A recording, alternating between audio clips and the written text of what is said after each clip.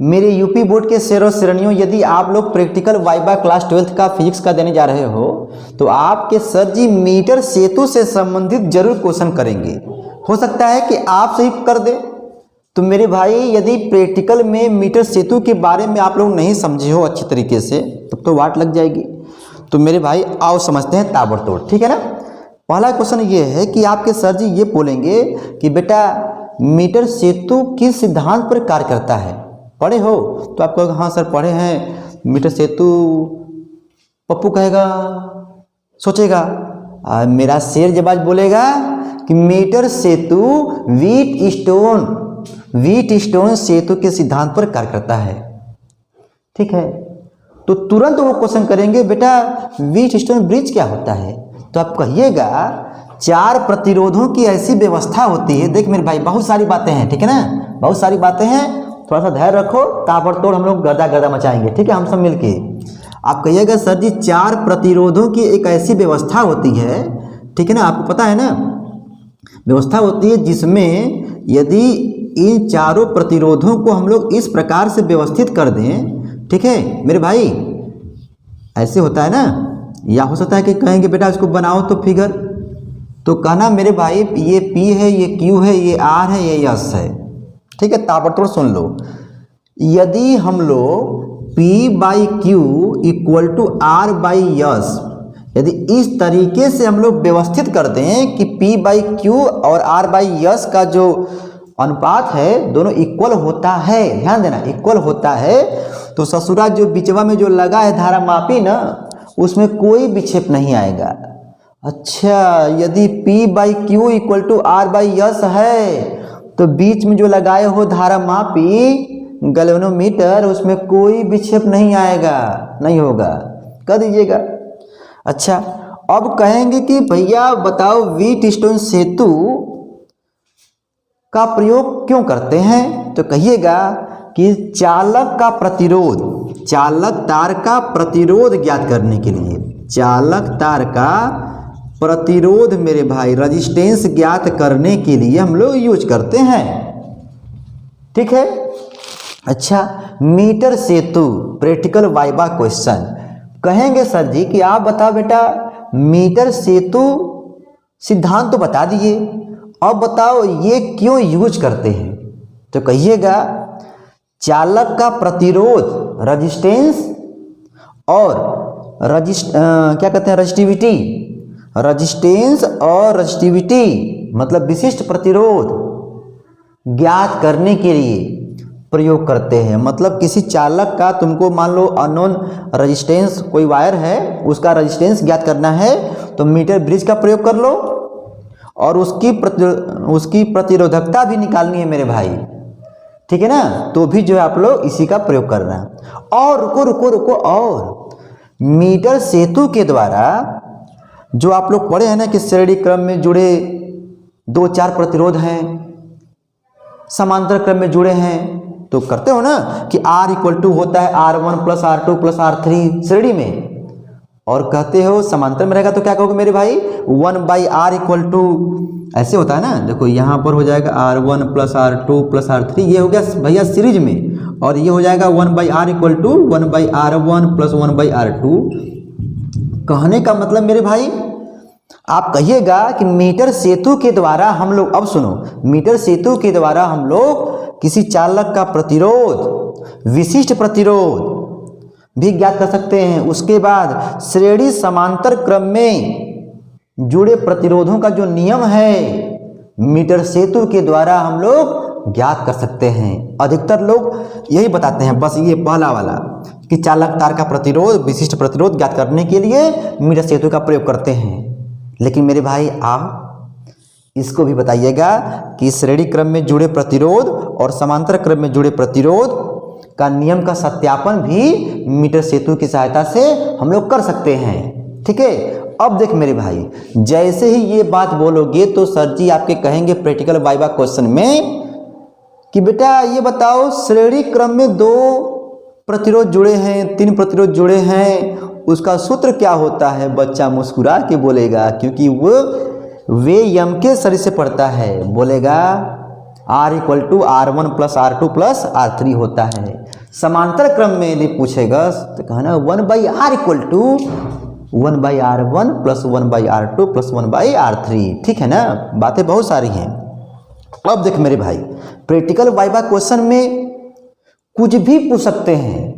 प्रतिरोध का नाम लिया ना तो कहेंगे बेटा प्रतिरोध का मात्रक क्या होता है, बच्चा मुस्कुरा के बोलेगा, कहेगा ओम होता है। अभी बना था वीडियो, ओम होता है और भैया वोल्ट प्रति एम्पियर भी होता है, वोल्ट प्रति एम्पियर भी होता है।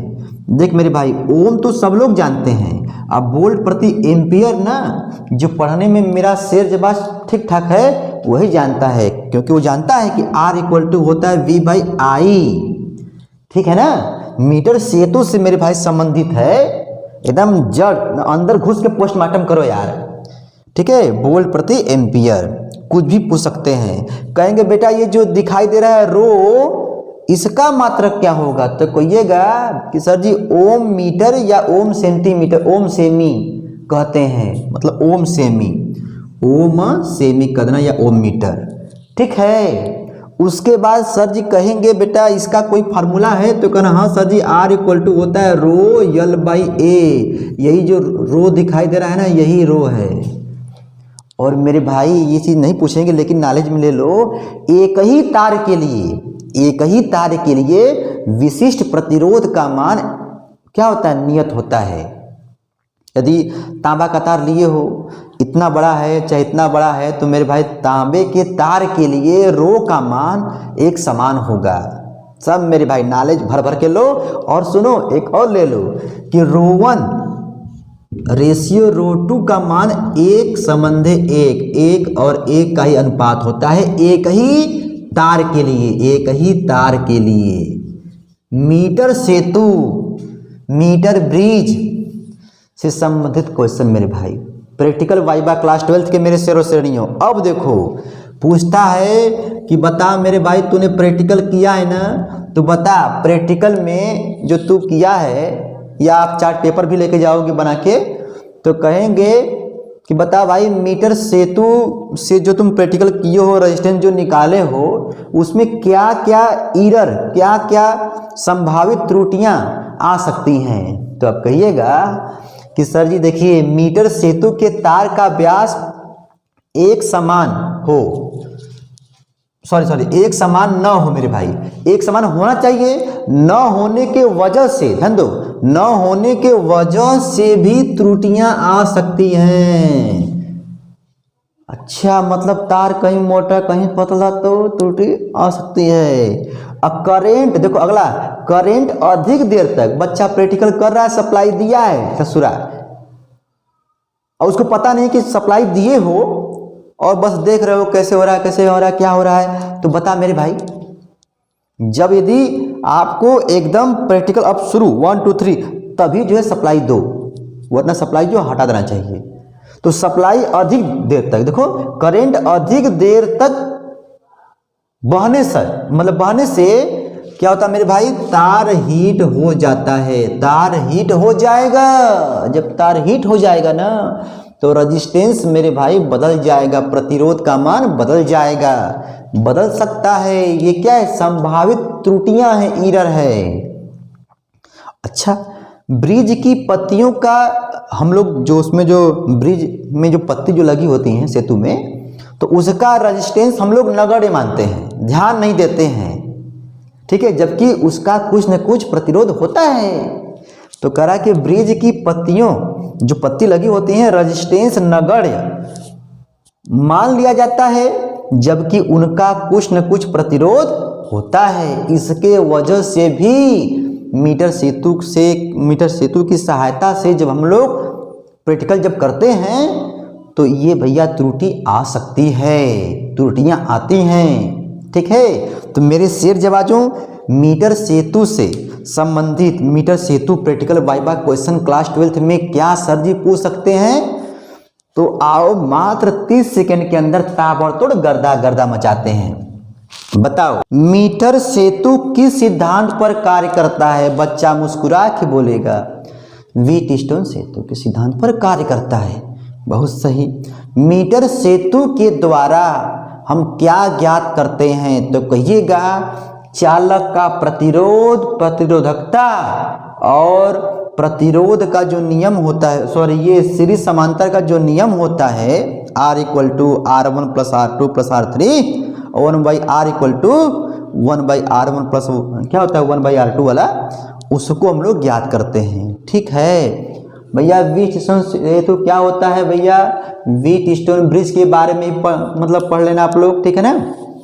आप लोग समझदार हो, कहने का मतलब मेरे भाई आप लोग समझदार हो। हम वीडियो को बंद कर रहे हैं मेरे भाई, और जल्दी से स्क्रीनशॉट मार लो, ठीक है। फिर मिलेंगे अगले वीडियो में, तब तक के लिए मेरे भाई टाटा बाय बाय।